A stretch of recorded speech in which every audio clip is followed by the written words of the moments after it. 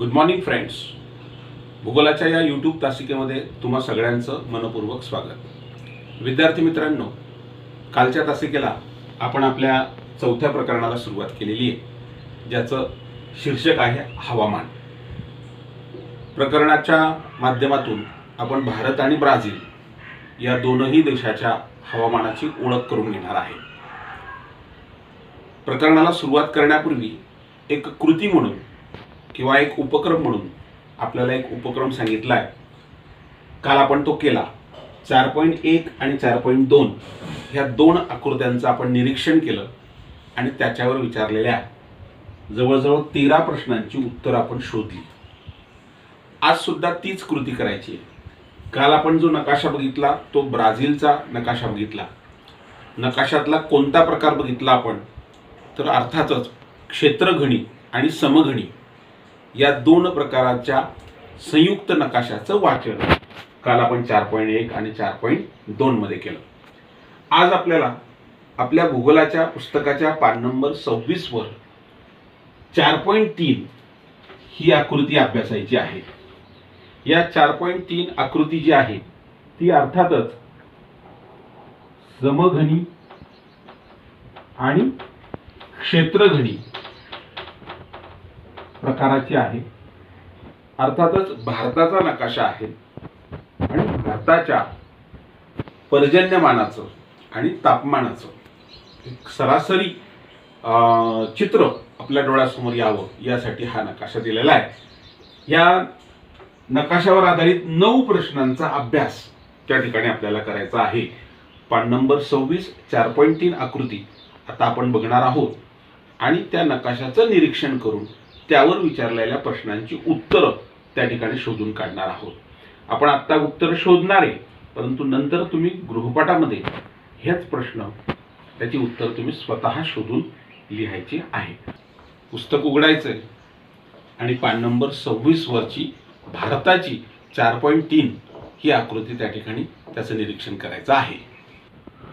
विद्यार्थी मित्रांनो, आपल्या भूगोलाच्या पुस्तकाच्या पान नंबर 26 वर भारत वार्षिक सरासरी पर्जन्यमान आणि तापमान दर्शवणारा हा नकाशा आपल्याला त्या ठिकाणी दिसतोय. आकृती क्रमांक आहे 4.3. आता याच आकृतीच्या वरती जे काही प्रश्न दिलेले आहेत त्या प्रश्नांची आपण चर्चा करूया. या ठिकाणी हे प्रश्न दिलेले आहे. मी प्रश्न वाचणार आहे आणि नकाशामध्ये निरीक्षण करून प्रश्नांची आपण काय करणार आहोत, उत्तर शोधणार आहोत. बघा, या ठिकाणी सूचना दिली, आकृती क्रमांक 4.3 चे निरीक्षण करा व उत्तरे लिहा. पहिला प्रश्न विचारलाय. तत्पूर्वी एक सांगू इच्छितो की ही जी आकृती आहे ही कोणत्या प्रकारची आहे. हा जो नकाशा आहे हा कोणत्या प्रकारचा आहे. हा क्षेत्रघणी आणि समघणी अशा प्रकारचा नकाशा आहे. बघा, या ठिकाणी आपल्याला भारताचं जे पर्जन्यमान आहे हे मिलीमीटरमध्ये या ठिकाणी सूचीमध्ये आपल्याला वेगवेगळ्या रंगछटा दर्शवलेल्या आहेत आणि त्या रंगछटांच्या साहाय्याने भारतातल्या पर्जन्याचं वितरण आपल्याला या ठिकाणी दर्शवलेलं आहे. म्हणजे हा कोणता प्रकार आहे. रंगछटांच्या साहाय्याने मागच्या वर्षी आपण शिकलो की ज्यावेळेस नकाशे दाखवले जातात तर ते असतात क्षेत्रघणी. या ठिकाणी पर्जन्य या चलाचं वितरण रंगछटांच्या साहाय्याने दर्शवण्यात आलेलं आहे. आणि या ठिकाणी ही जी रेषा दिसत आहेत आपल्याला, तर समान तापमानाची ठिकाणं ही या समताप रेषेच्या माध्यमातून काय केलेली आहे, जोडण्यात आलेली आहे. म्हणजे या ठिकाणी हा नकाशाचा कोणता प्रकार आहे, तापमान दाखवणारा तो समघनी प्रकार आहे.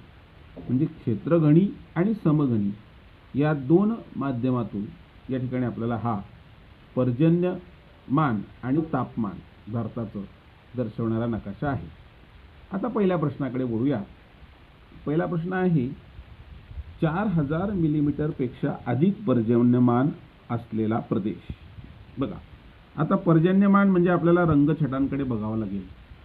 तर इथे सूचीमध्ये बघूया 4000 मिलीमीटरपेक्षा अधिक म्हणजे सगळ्यात खालचा जो रंग दिसतोय आपल्याला निळा डार्क, तर तो 4000पेक्षा जास्त हे दर्शवतो.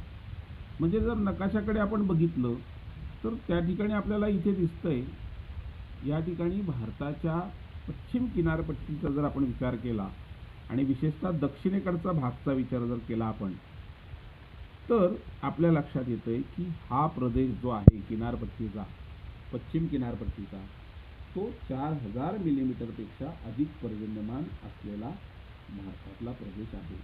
म्हणजे आपलं उत्तर काय येईल?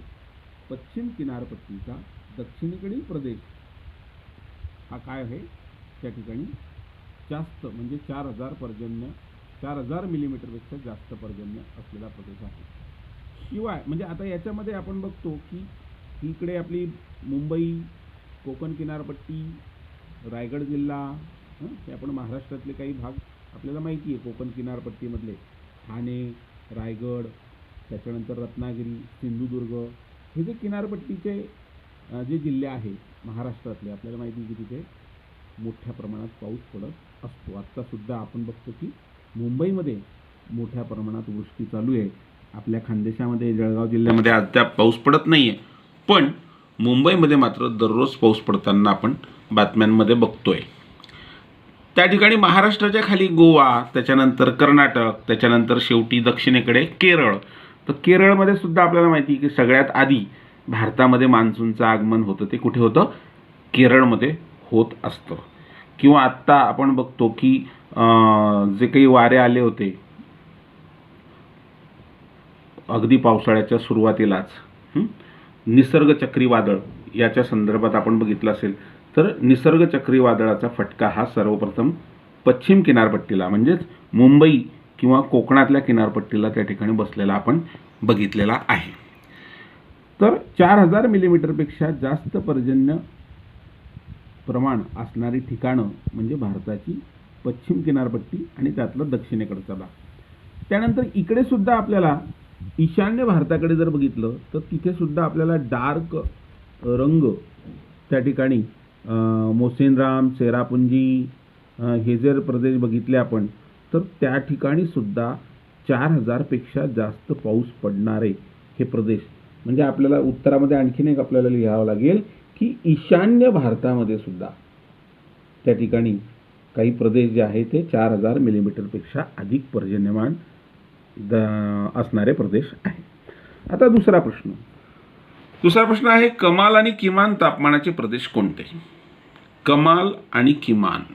कमाल म्हणजे जास्तीत जास्त, किमान म्हणजे कमीत कमी. तर कमाल तापमान म्हणजे जास्तीत जास्त तापमान. तर बघा, आपण ही जी रेषा आहे ही तापमान दाखवते. बघा इथे 26 डिग्री सेल्सिअस तापमान आहे ना. इकडे सूचीमध्ये दिले आपलं 18 डिग्री सेल्सिअस तापमान उदाहरणार्थ. तसं इकडे 26, इकडे 29, इकडे 29 आहे ना. आत्ता आपण इथे जर बघितलं तर 29 डिग्री या ठिकाणी दिसतंय. आणि हा भाग जो आहे अर्थातच राजस्थान भारतामध्ये जिथे थरचं वाळवंट आहे, महावाळवंट आहे, तर तिथे कमाल तापमान म्हणजे जास्तीत जास्त तापमान असल्याचं आपल्याला त्या ठिकाणी दिसतं आहे. आणि किमान तापमान आपण कोणतं म्हणू शकतो? तर इकडे 20 डिग्री वरती आपण उत्तरेकडे जर बघितलं भारताच्या, तर त्या ठिकाणी हिमालयातले पर्वतीय प्रदेश या ठिकाणी आपल्याला 20 डिग्री म्हणजे कमी तापमानाची त्या ठिकाणी आपल्याला ती रेषा दिसते आहे. म्हणजे या ठिकाणी किमान तापमान आणि राजस्थानमध्ये कमाल तापमान. प्रश्न तिसरा, तापमान कोणत्या दिशेकडे वाढत आहे? तर मित्रांनो, जर आपण उत्तरेकडून खाली दक्षिणेकडे बघत गेलो तर बघा, आता इथे आपण बघू, इथे तापमान किती आहे? 20 डिग्री. त्याच्या खाली 23 डिग्री, त्याच्या खाली इकडे 26 डिग्री, परत खाली 26, इकडे 26, इकडे 29 आहे ना.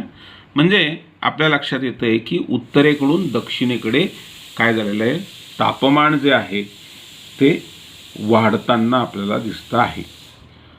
चौथा प्रश्न आहे, वाऱ्याची दिशा सांगा आणि त्या वाऱ्यांचं नाव काय आहे?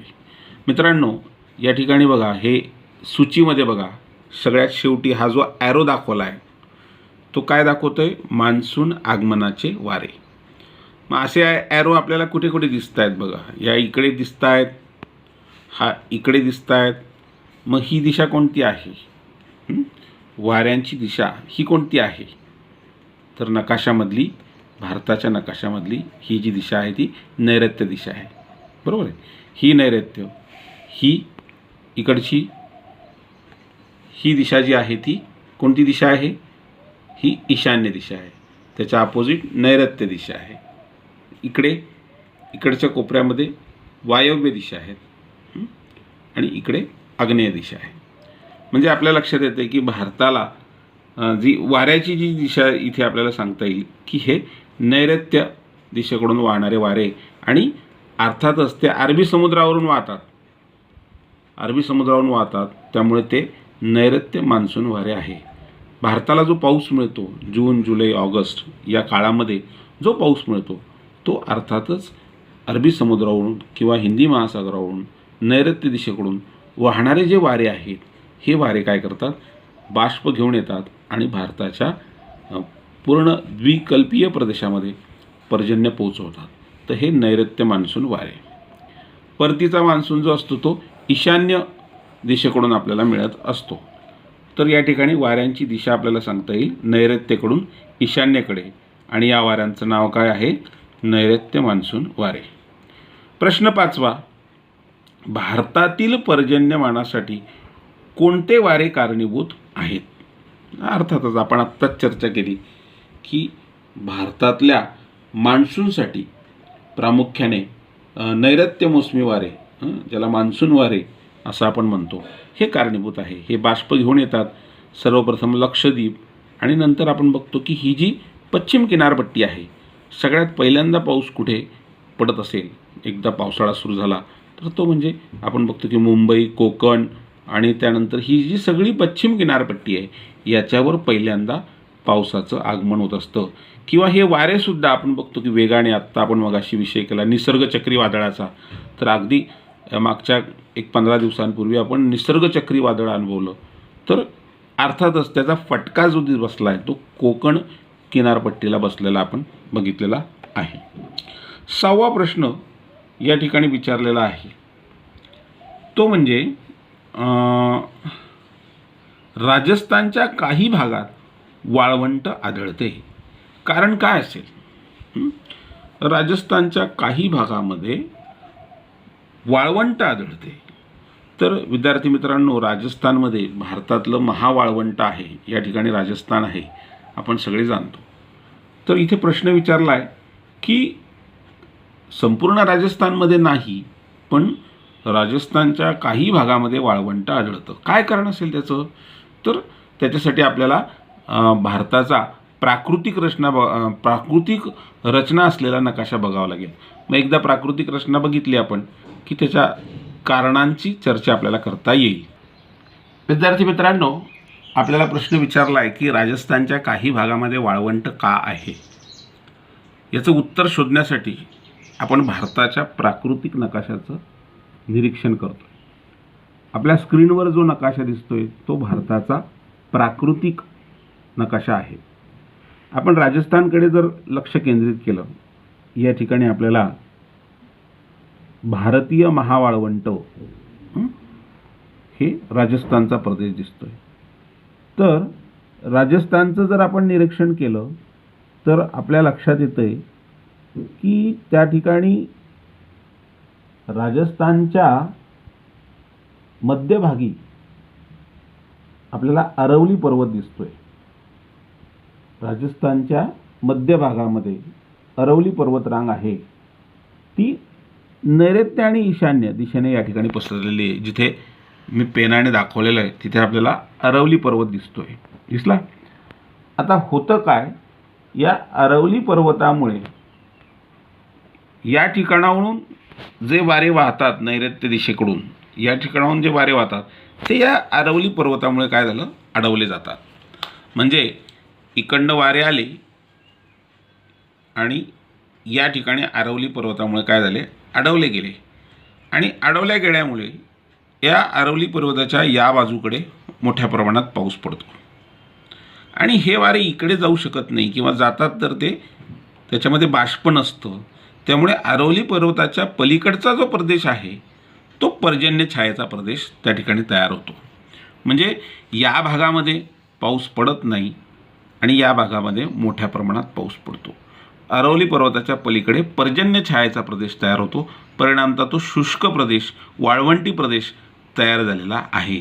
म्हणून राजस्थानच्या अर्ध्या भागामध्ये त्या ठिकाणी काय झालेलं आहे, वाळवंट तयार झालेलं आहे. प्रश्न सातवा असा विचारला आहे की भारताच्या उत्तर भागातील हवामान कोणत्या प्रकारचे आहे किंवा कोणत्या प्रकारचे मोडते.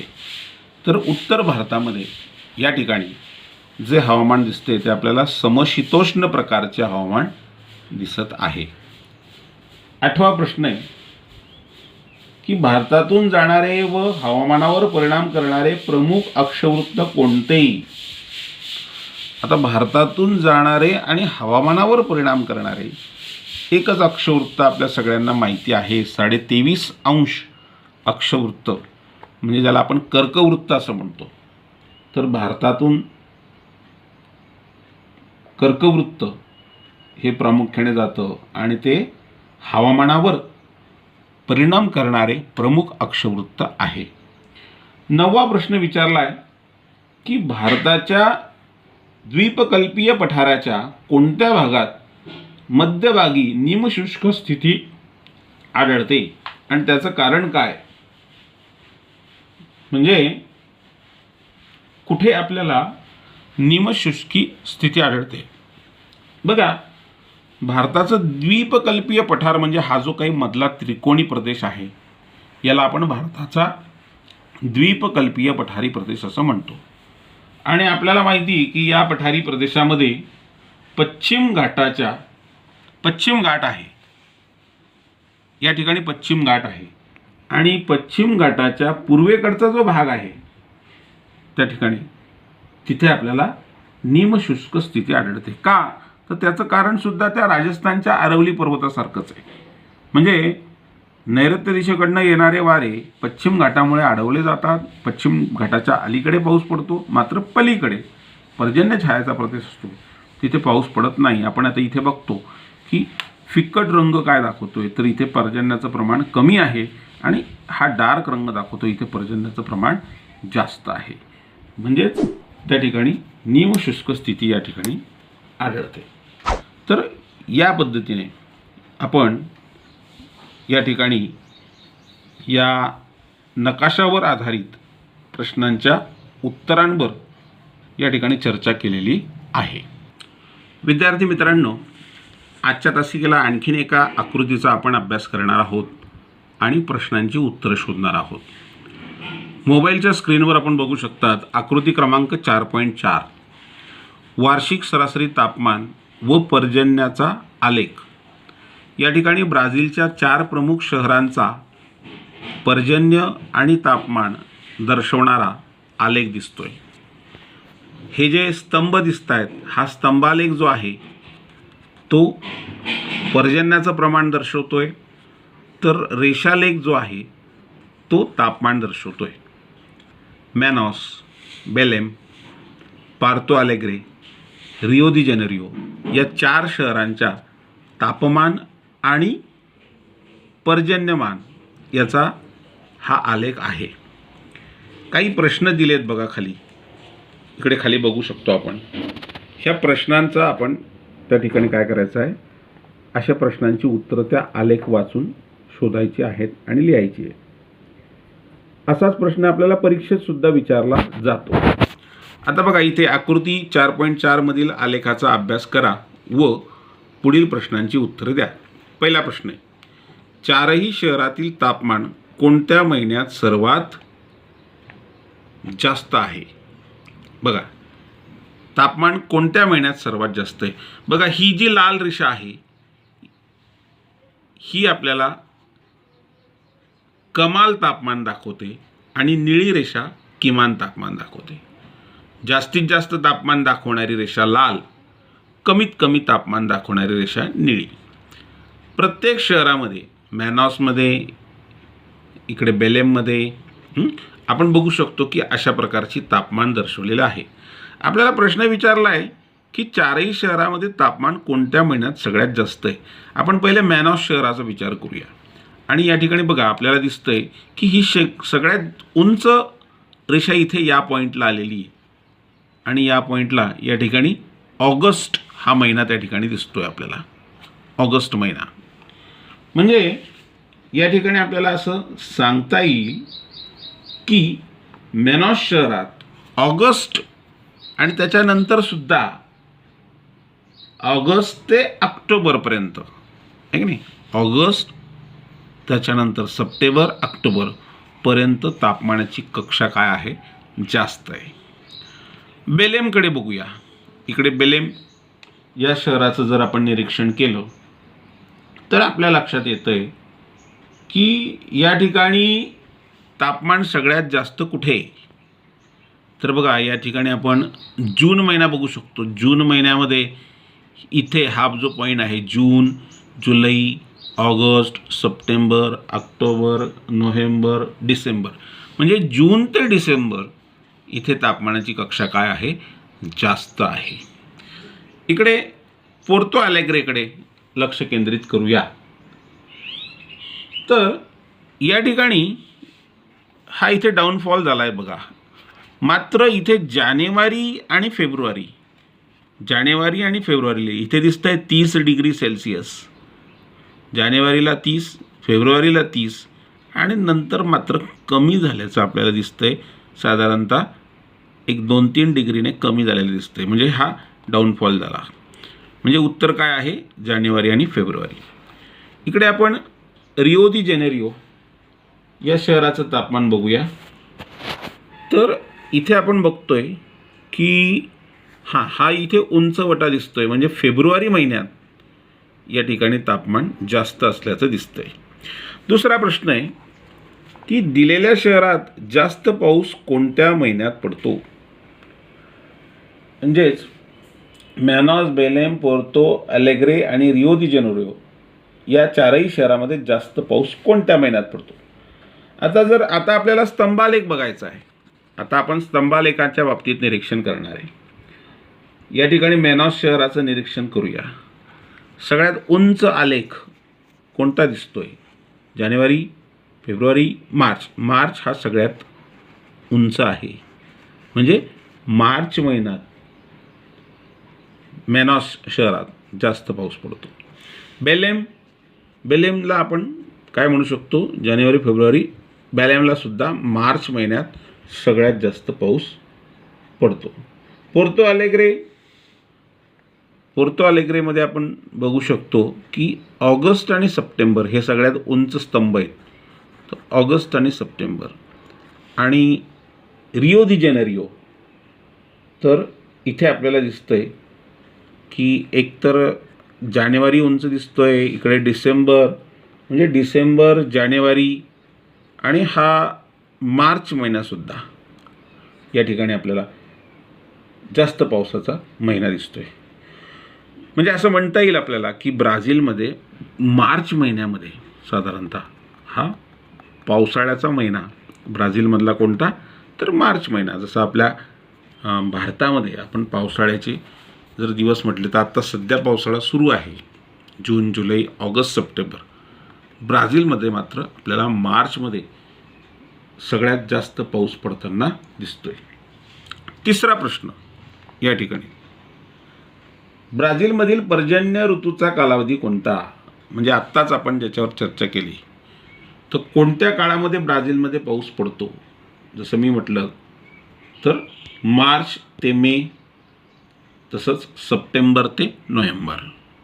मार्च ते मे, सप्टेंबर ते नोव्हेंबर या महिन्यामध्ये ब्राझीलमध्ये पाऊस पडतो. चौथा प्रश्न आहे की या चारही शहरांपैकी कोणत्या शहराची तापमान कक्षा सर्वाधिक आहे आणि ती किती आहे. सगळ्यात जास्त तापमान कोणत्या शहराचं आहे. आपण मॅनॉसकडे जर बघितलं तर हा सगळ्यात उंच बिंदू आपल्याला त्या ठिकाणी दिसतो है ना. आणि तापमान कक्षा त्या ठिकाणी आपल्याला जास्तीत जास्त किती दिसतोय. म्हणजे हा जो पॉईंट आहे हा जवळजवळ या ठिकाणी 30 आहे, वरती 35 आहे. म्हणजे हा 33 असला पाहिजे. म्हणजे कमाल तापमान किती, 33. आणि किमान तापमान त्या ठिकाणी आपण जर बघितलं मॅनॉसचं, तर या ठिकाणी हे 23, म्हणजे किमान 23 डिग्री आणि कमाल 33 डिग्री हे मॅनॉस शहराची तापमान कक्षा त्या ठिकाणी काय सांगता येईल की इतर 3 शहरांपेक्षा सर्वाधिक आहे. शेवटचा प्रश्न आहे, रिओ दी जेनेरिओ या शहरामध्ये सर्वसाधारणपणे कोणत्या प्रकारचे हवामान असेल? या आलेखाचं आपण निरीक्षण केलं तर आपल्या लक्षात येतं की त्या ठिकाणी म्हणजे जास्त उष्णता पण नाही आणि जास्त थंडी पण नाही, म्हणजे या ठिकाणी दमट प्रकारचं, त्या ठिकाणी सौम्य प्रकारचं दमट प्रकारचं हवामान, म्हणजे जास्त उष्ण किंवा उष्णकटिबंध पण आपल्याला त्याला म्हणता येणार नाही, तर दमट प्रकारचं हवामान या ठिकाणी आपल्याला दिसतंय. तर अशा प्रकारे आपण काही प्रश्न आणि आलेखाचं निरीक्षण करून त्याची उत्तरं या ठिकाणी शोधलेली आहे. विद्यार्थी मित्रांनो, आजच्या तासिकेला आपण 4.3 आणि 4.4 4.3 भारताचा नकाशा, 4.4 ब्राझीलमधल्या 4 शहरांचा आलेख यांचं निरीक्षण केलेलं आहे आणि प्रश्न आणि उत्तरं यांची डिटेल चर्चा केलेली आहे. तुम्ही गृहपाठामध्ये या दोनही आकृत्या आणि त्यावर आधारलेले प्रश्न त्या ठिकाणी लिहून काढायचे आहेत. 4.4 वर मला वाटतं फक्त 4 प्रश्न आहेत आणि 4.3 वर एकूण 9 प्रश्न आहेत. तर एवढे 2च प्रश्न, ह्या 2 आकृत्यांवरचे प्रश्न गृहपाठाच्या वहीमध्ये लिहायचं आहे. ही आपल्या भूगोलामध्ये सांगितलेली एक छोटीशी कृती आहे. तुम्ही ज्यावेळेस कृती कराल त्यावेळेस तुम्हाला ब्राझीलच्या हवामानाची, भारताच्या हवामानाची थोडीशी कल्पना त्या ठिकाणी येणार आहे. आजचा तास आपण इथे संपवतोय. जाण्यापूर्वी एक सांगतो की माझ्या चॅनलला लाईक करा आणि सबस्क्राईब करा. थँक्यू.